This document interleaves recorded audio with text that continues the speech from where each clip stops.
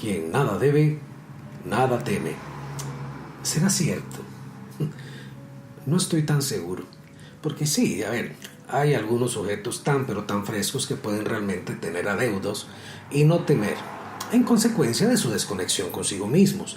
También puede haberlos aquellos otros que resulta de algún trastorno tienen desconectado el centro del riesgo, el de la compasión por otras personas, de tal suerte que están libres de temores, de culpas y también de arrepentimientos.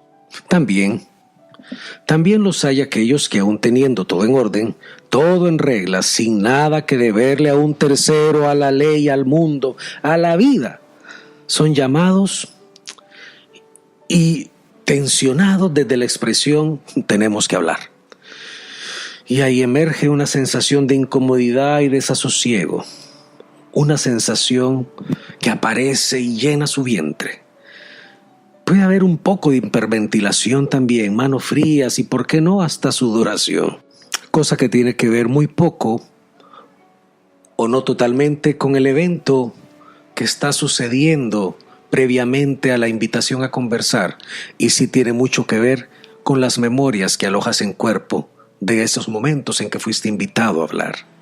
Y es que también es posible que te haya tocado en suerte convivir con alguna figura de autoridad que además hacían del sadismo una práctica, esas que te decían ahora hablamos y te hacían saber que esa conversación se daría 1, 2, 3, 4 horas o al final del día posteriormente al llegar a casa. No falta aquel que te diga que seguramente eso te sucede porque fuiste un chiquillo mal portado o terrible. Porque ¿de qué otra manera se podría explicar tal temor y comportamiento, no? Es decir, que con esto se exime a la otra parte de la posibilidad, solamente la posibilidad de que esta otra persona se relacionase contigo desde el control, el miedo y apelando a una autoridad no conferida del todo por ti. También puede haber un asunto estadístico. El profesor Marcial Losada estableció una norma, el límite Losada. En este límite se sugería que por cada comentario negativo, por cada feedback negativo, deberían darse 3 positivos. Esto surgió como resultado de un extenso y riguroso estudio del profesor, claramente.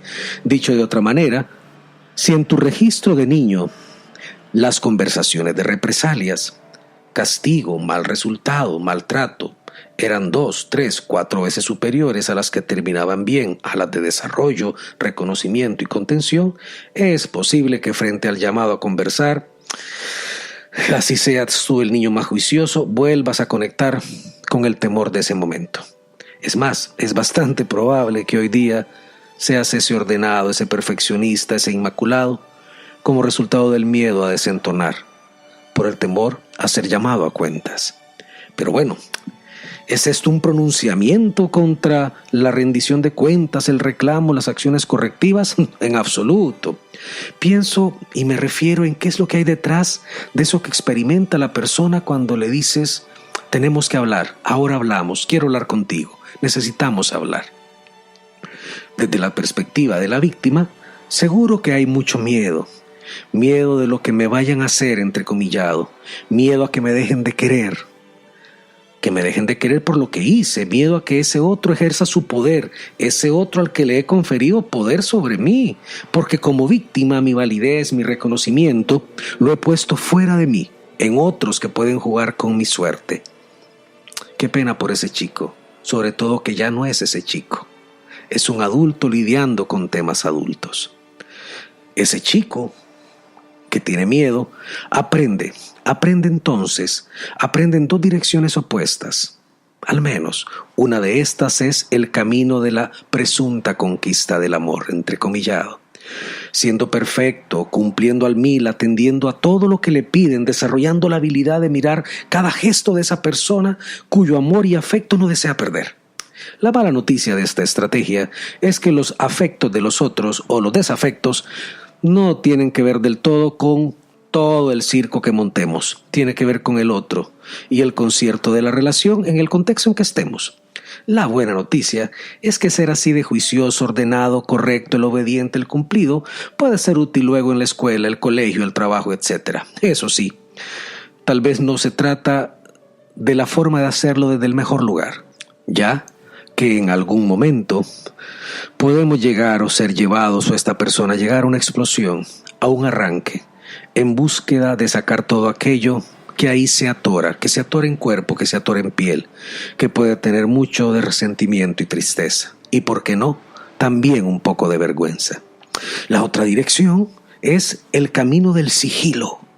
Este consiste en habitar con pies de algodón y liviandad de pluma para no ser notado.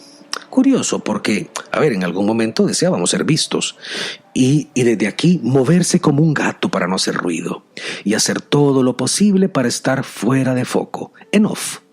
No ser visto, no molestar, no enfadar, no generar razones para represalias, pero tampoco generar motivos para celebrar, porque los momentos en el spot se habían convertido en algo menos que placenteros. No se trata de esconder entonces por maldad, por vicio, por malicia, sino que evitar ser visto o hacer ruido desde el temor. Evitar, entonces, cuidarse y justificar, todo en nombre del miedo y del amor. Un amor malentendido, cultivando comportamiento reactivo con las consecuencias sobre sí, sobre tus relaciones, sean las que sean. Puede aparecer como padre en la figura de ese padre permisivo o aprensivo, como esa pareja que combina el agradar en todo momento con evitar transparentar cosas simples, normales y propias, porque aprendió que no se las merecía y que permitírselo es dejar de atender al otro. También en la figura de ese líder que evita confrontar, que va del feedback correctivo y posterga decisiones porque podrían afectar a sus colaboradores. Todas estas situaciones tienen que ver y están cruzadas con este comportamiento aprendido. Pues ni malo ni bueno, simplemente emerge. El desafío, primero, darnos cuenta, ser conscientes, y una vez ahí, emprender el camino del que he hablado en otras ocasiones, el camino del diseño personal, el camino de aceptar, la disciplina de aprender y la disciplina de emprender. Soy Francisco Villalta, que tengas una espectacular semana.